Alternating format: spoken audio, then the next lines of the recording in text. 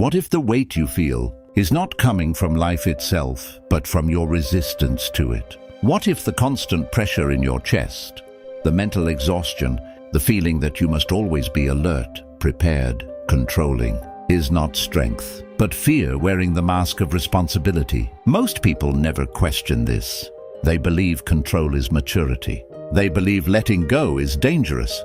They believe vigilance equals survival. But what if control is not holding your life together? What if it's quietly draining it? Today is not about motivation, not about productivity, not about becoming more. This is about unclenching, about understanding why peace feels so far away, and how it begins the moment you stop fighting reality. 1. The addiction to control. Look closely at modern life. People are exhausted, yet nothing is technically wrong. They have plans, goals, schedules, strategies, and still they feel tense because control has become an addiction. You control your image, your words, your emotions, your future.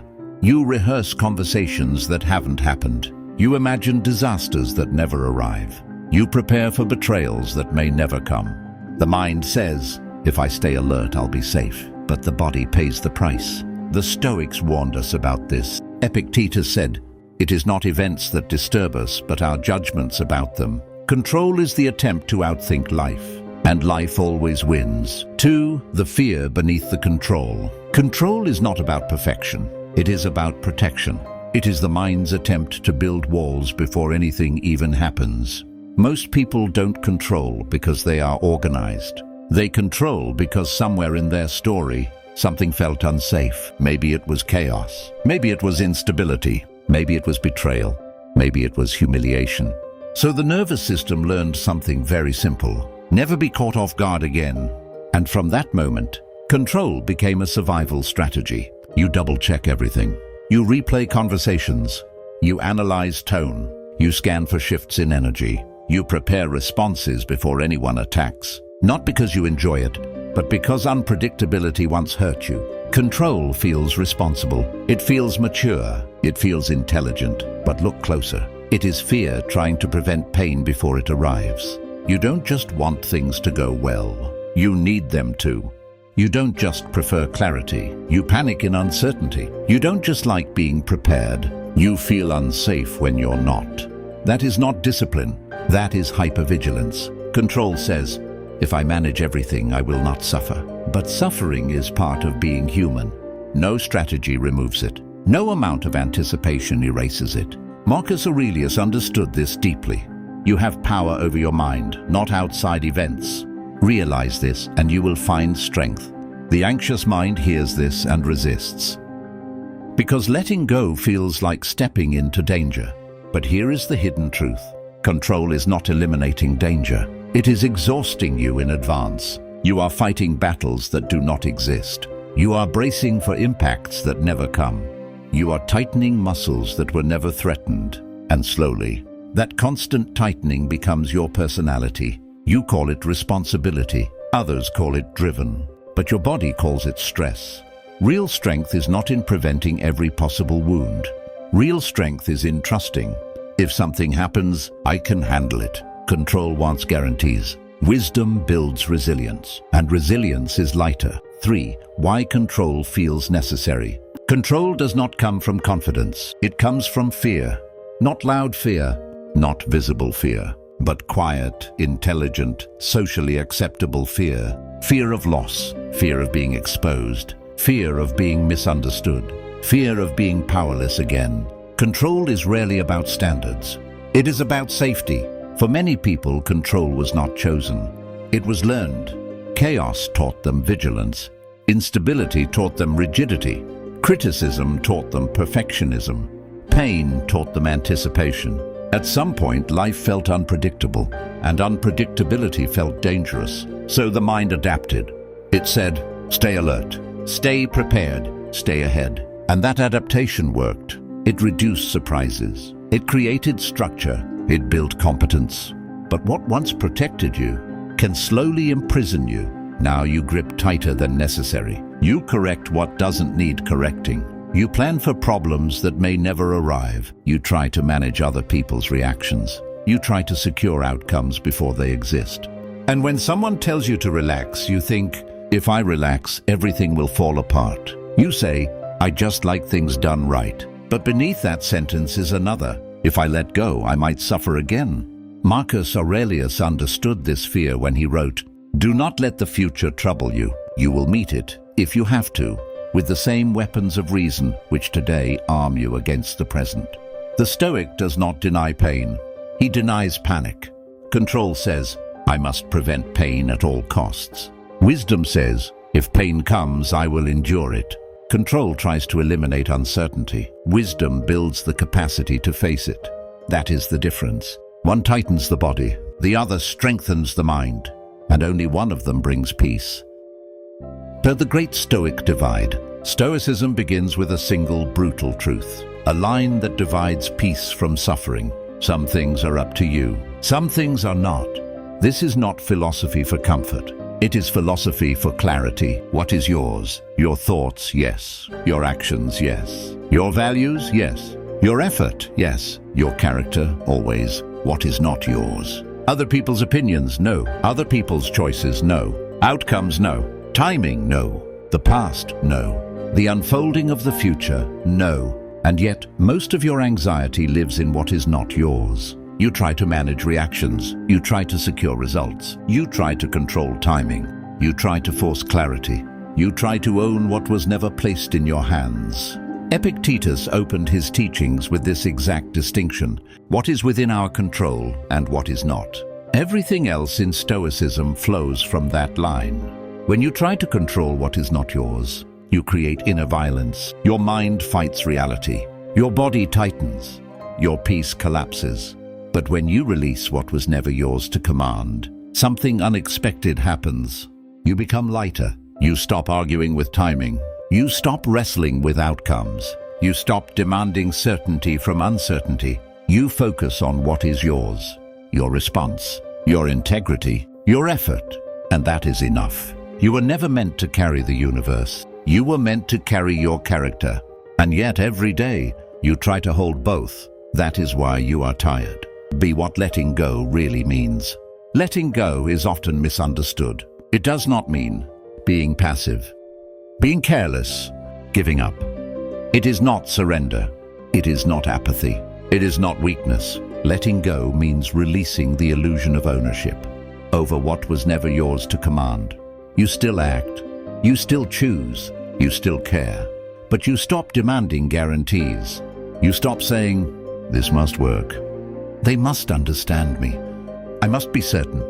You stop forcing outcomes. You stop arguing with reality. You stop bracing for every imagined catastrophe. Instead, you say, I will do my part and release the rest. This is not passivity. This is discipline. This is wisdom. This is Stoic strength. Because strength is not in holding tighter. Strength is in knowing what you can control and having the courage to let go of what you cannot. And the moment you do, your mind begins to unclench. Your energy returns. Your body relaxes. This is the first step toward real freedom. 6. The silence that follows. When you stop trying to control everything, something unexpected happens. Silence appears. Not emptiness, not numbness, not giving up, but space. Space between thought and reaction. Space between stimulus and tension. Space between what happens and how you respond. You breathe deeper. Your chest unclenches. Your mind slows. Your choices sharpen. You stop chasing closure. You stop explaining yourself to be understood. You stop correcting every misperception. You stop defending every imagined slight. You conserve energy. And energy is life. The world keeps moving. Events still unfold. Chaos still exists. But inside you are steady, calm, present. You no longer need to manage what cannot be managed. You simply act where you can. You simply respond where you must. And in that silence, you find freedom. 7 small acts of letting go. Letting go does not arrive with fanfare. It begins quietly. A pause before replying. A refusal to fix what isn't yours. A choice not to prove yourself. A decision not to overthink tone, timing, or reaction. These are not losses. They are returns. Every time you resist the urge to react, you reclaim your energy. Every time you allow uncertainty to exist, you strengthen resilience. Every time you stop trying to control the uncontrollable, you free space for clarity. Seneca said, "We suffer more often in imagination than in reality." Yet most of your battles exist only in your mind. Arguments that never happen, threats that never arrive, pain you anticipate but that never touches you. Stop feeding these imagined battles. Stop arming yourself for ghosts. Stop tightening your grip on what was never yours. Each small act of restraint, each moment you release the illusion of control, is a step toward true freedom. A freedom that is not loud, not dramatic, but quiet, persistent, life-giving. And with enough small acts, the tension begins to dissolve. The mind unclenches, the body softens, and real peace begins to take root. 8. Real safety. You believe control keeps you safe. You believe that if you think far enough ahead, prepare long enough, tighten your grip hard enough, nothing will break. But real safety does not come from controlling life. It comes from trusting yourself, not trusting that life will be easy, not trusting that people will behave, not trusting that outcomes will favor you, but trusting this. Whatever comes, I can face it. That is real security. You do not need control to survive. What you need is clarity to see things as they truly are, discipline to respond instead of react, acceptance to release what was never yours. Life does not require tension. It requires presence. Tension is the body bracing for impact. Presence is the mind standing steady within it. Seneca wrote, "He who suffers before it is necessary suffers more than is necessary." Most of the weight you carry is not from reality. It is from resistance. Freedom is not a life without problems. Freedom is a life without constant inner friction. A life where you act fully, but release outcomes. A life where you care deeply, but do not cling.